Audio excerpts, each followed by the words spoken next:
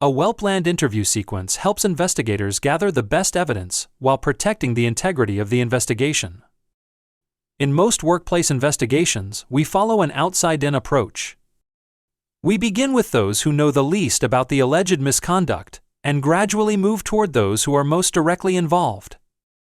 This strategy allows the investigator to build the case step by step before interviewing the respondent. The first interview is usually with the complainant. This conversation establishes the foundation of the investigation. The investigator learns what happened, when and where it occurred, who may have been involved, and what evidence may exist. The complainant can also identify potential witnesses, relevant documents, emails, text messages, or other records that help guide the investigation.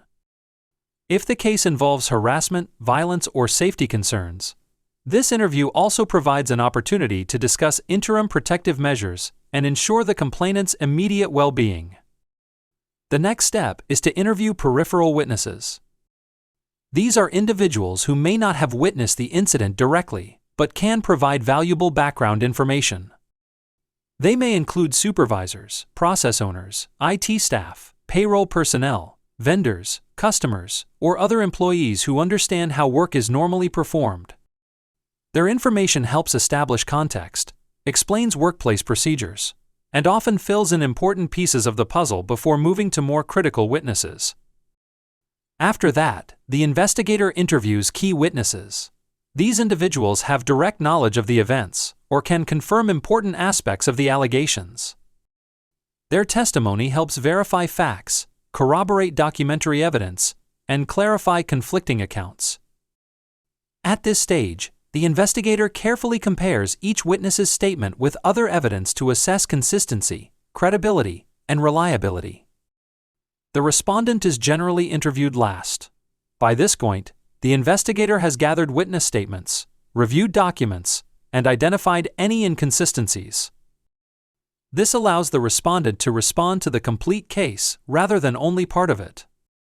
It also supports procedural fairness because the respondent has a meaningful opportunity to explain their version of events before any conclusions are reached. There are several reasons why this sequence works so well. First, it avoids the ping-pong effect of repeatedly moving back and forth between different interviewees, which can make the investigation appear disorganized or biased.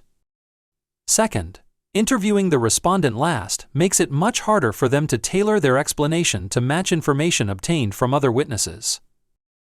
Finally, interviewing witnesses separately and in a planned sequence helps preserve the purity of the evidence by reducing opportunities for collusion, coaching, or rumors through the workplace grapevine. Although this is the general approach, investigators should remain flexible.